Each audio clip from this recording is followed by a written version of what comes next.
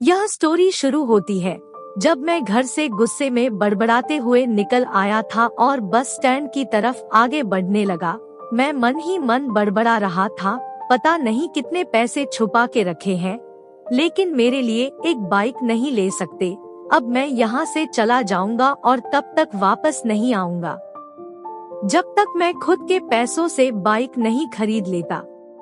इतना सोच ही रहा था तभी मेरे पैर में मुझे कुछ चुभने का एहसास हुआ।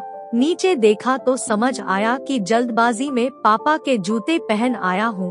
उन जूतों में कील उभरी हुई थी जो मेरे पैर में बार बार घाव किए जा रही थी, लेकिन उस समय गुस्सा अधिक था तो मैं बड़बड़ाते हुए आगे बढ़ गया। एकाएक मुझे याद आया कि मैं पापा का पर्स भी साथ ले आया हूँ। मेरे खुराफाती दिमाग में एक ख्याल आया, क्यों ना आज पापा का पर्स चेक किया जाए, जिसे आज तक उन्होंने किसी को हाथ तक नहीं लगाने दिया था। पता नहीं कौन सा खजाना छुपा है इस पर्स में जो किसी को हाथ नहीं लगाने देते थे। जब मैंने पापा का वह पुराना पर्स खोलकर देखा तो उसमें पैसे तो नहीं मिले, लेकिन पैसों की जगह पर एक डायरी रखी हुई थी। तब मैंने सोचा, ओह, तो यहाँ खजाना छुपा रखा है। मैं समझ रहा था कि यहाँ पापा ने लिखा होगा कि किससे कितने पैसे लेने हैं और किसको कितने पैसे दिए हैं, लेकिन मैं गलत था। जब मैंने उस छोटी सी डायरी का पहला पेज खोलकर देखा तो वहाँ पर जो लिखा था वह थोड़ा सीरियस कर देने वाला था। डायरी में जो लिखा था उसे पढ़ने के बाद मेरे चेहरे पर जो एक्सप्रेशन थे वह गायब हो चुके थे, क्योंकि डायरी में वैसा कुछ नहीं था जैसा मैं सोच रहा था। वहाँ पर उन पैसों का हिसाब लिखा हुआ था जो अलग अलग कामों के लिए अलग अलग लोगों से उधार लिए गए थे। उस लिस्ट में कंप्यूटर के नाम पर भी पैसे लिए गए थे। कुछ यूँ लिखा था, 50,000 बेटे के कंप्यूटर के लिए। यह वही कंप्यूटर था जिसे मैं आज तक यूज कर रहा हूँ, लेकिन मुझे यह पता नहीं था उस कंप्यूटर को खरीदने के लिए पैसे कहाँ से आए थे, लेकिन आज पता चल रहा था। मुझे आज भी याद है जब मैंने पहली बार कैमरे के लिए जिद की थी, जो मेरे पापा ने मुझे 2 हफ्ते बाद मेरे बर्थडे पर ला कर दिया था, जिसे देखकर मैं बहुत खुश हुआ था। और मुझे खुश देखकर मुझसे कहीं ज्यादा अगर कोई खुश था तो वह थे पापा। अब मेरे चेहरे से गुस्सा एकदम गायब हो चुका था। जब मैंने आगे का पन्ना पलटा तो वहाँ पर कुछ विशेष इच्छाएं लिखी हुई थी। पहली जो विश थी उसमें जो लिखा हुआ था अच्छे जूते पहनना। यह बात मेरी कुछ समझ नहीं आई।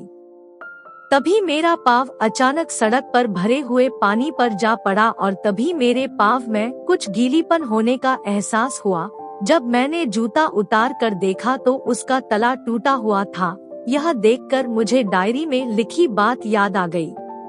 तभी मुझे माँ पापा की कही बातें भी याद आ रही थी कि कैसे माँ जब कहा करती थी पापा से, अब तो जूते पुराने हो गए, नए ले लीजिए, तो पापा अक्सर यह कहकर टाल दिया करते थे, जूते अभी और चलेंगे, अभी कुछ दिन पहले तो लिए थे। मुझे आज समझ आ रहा था कि कितने दिन और चलेंगे। साथ ही साथ यह भी समझ आ रहा था कि पापा पर्स को क्यों छुपा कर रखते थे। तभी उस डायरी को पढ़ते हुए बस स्टैंड पर पड़ी बेंच पर आकर बैठ गया। अब उस डायरी का आखिरी पन्ना बचा हुआ था। उस पन्ने को जब मैंने पलट कर देखा तो वहाँ कल की डेट लिखी हुई थी। तारीख के नीचे लिखा हुआ था 50,000 रुपए बाइक के लिए। बस इतना पढ़ा और दिमाग सन्न रह गया। अब मेरे मन में कोई शिकवा गिला नहीं बचा था, बस मेरी आंखों से आंसू चले जा रहे थे। मुझे आज तक नहीं पता तब मैं क्यों रोए जा रहा था। अब मैं जल्दी से घर की तरफ भागा, लेकिन जूतों की वह कील पाँव में अब तक घाव बनाने में कामयाब हो चुकी थी। मैंने जूतों को रास्ते में ही निकाल कर फेंक दिया और भागते लड़खड़ाते हुए घर जा पहुंचा, लेकिन पापा घर पर नहीं थे। मैं समझ गया वह कहाँ थे। मैं सीधा पास वाली बाइक एजेंसी की तरफ भागा।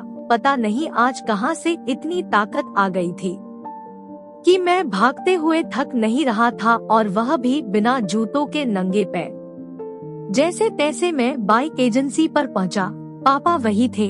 मैंने पापा को दौड़कर गले लगा लिया और मेरी आंखों से आंसू रुकने का नाम ही नहीं ले रहे थे। पापा को समझ नहीं पा रहे थे आखिर हो क्या रहा है, मैं क्यों रो रहा हूँ। मैंने पापा से कहा, पापा मुझे मोटरसाइकिल नहीं चाहिए, आप अपने लिए जूते ले लीजिए। अब आज से मैं जो भी करूँगा अपनी मेहनत से अपने बलबूते पर पढ़कर करूँगा। इतनी सी थी ये कहानी।